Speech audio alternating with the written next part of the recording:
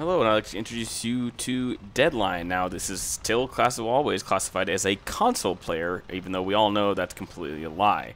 Brand new account with, and I count, 1, 2, 3, 4, 5, 6, and technically 7 and 8, because these are squadron vehicles, and he is not in a squadron, and he hasn't earned the amount of points you would need to have these purchased.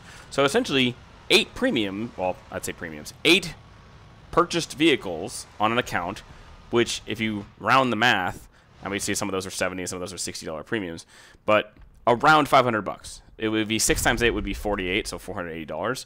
So it would be basically $500-ish spent on this level 22 account to cheat on. So Gaijin makes all the money, and then what they're going to do is this person's going to get banned, and they're going to charge back all the money on it. And then Gaijin loses that money. I was told recently that whatever company that Gaijin uses, I forget the name of the company off the top of my head, that is their middle purchasing background for their stuff. I was told they just let people charge back, and they always lose that sort of ability to fight these accounts. So if that is literally the case, then we are seeing what is effectively Gaijin letting people repeat this cycle. And it actually, I think, hurts Gaijin in the long run, because don't chargebacks affect the company's bottom line, I would assume? Chargebacks, I know, are more helpful for the, obviously more helpful for the person involved, which means that they get their money back and they keep purchasing, which means that the person selling said account makes their money because they're the ones who sold the account, and they can effectively just infinitely recharge back their card over and over. Now, that's also granted if the account gets banned, but there is clearly some sort of option that these players are using to spend this much money and get away with it for this long. And I don't understand anytime I see it when I see an account with 3 to 5 to 8 premiums on it, who's spent anywhere from, you know, 120 to, granted, this is an account that was probably bought during the sale, so maybe it was only a $300 purchase or whatever. Even still, that's $300 that was spent that might be potentially charged back in the future. So I don't know why Gaijin at this point isn't tracking their purchase history of people and saying, hey, these are coming from all roughly the same either email or account or whatever, or location. Why is that not being halted? Oh, I know why. Because it's Chinese and they have very little control over what these players are doing and what they get away with, which is a repeated problem that's ever since the Chinese server got shut down, and why EAC is now a major problem in this game.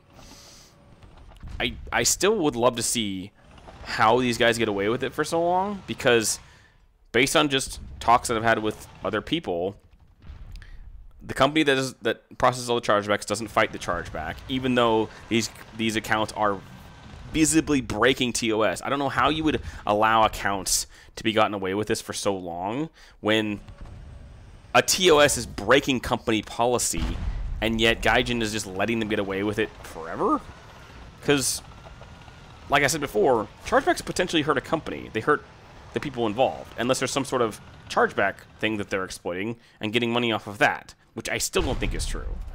So, correct me if I'm mistaken, but if their middle company is their service that's using chargebacks, or that is their purchasing company, and they're doing constant chargebacks, wouldn't that hurt Gaijin in the long run? Because I know, like with streamers, if there's a chargeback on their account, they pay like X amount of dollars for the chargeback, no matter how much the person puts in. So if it's like $1, every transaction is then a $3 chargeback, because people tend to be dicks online. So if that's the case, wouldn't that hurt Gaijin, because it's charging back repeatedly on people that are repeatedly using these accounts to cheat on? So if anybody knows, please verify that's the case, because if that is the case, then Gaijin is actively letting this occur. I'm not saying that they're actively letting, like, developing cheats and all that stuff like that. I'm saying they're actively allowing fraud to occur on their platform with zero to no oversight, which, now granted, it's not the US, is a pretty big oversight to do, especially when it comes to money and this amount of money being handed from person to person. So if anybody knows, I would love to hear what your opinion on this, or if you do know the system, because That to me just throws off so many red flags of being potential fraud and or exploiting some sort of like quote-unquote infinite money glitch. That to me just throws off as that looks ultimately suspicious to me. So, like I said before, if you know, let me know in the comments.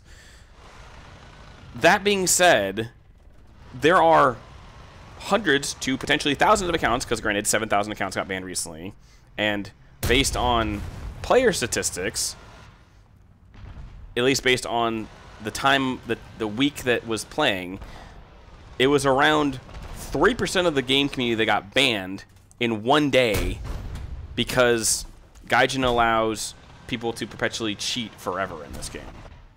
And these guys have so many accounts on a single computer. And yet hardware bans are still not effective. Granted, they won't almost ever be, because hardware ID bans are able to be dodged. And Gaijin could easily do some sort of method that would prevent this from occurring. But Gaijin's apparently not smart enough to do that themselves. So, as always, I hope you have a good rest of your morning, day, evening, or night. And have a good one.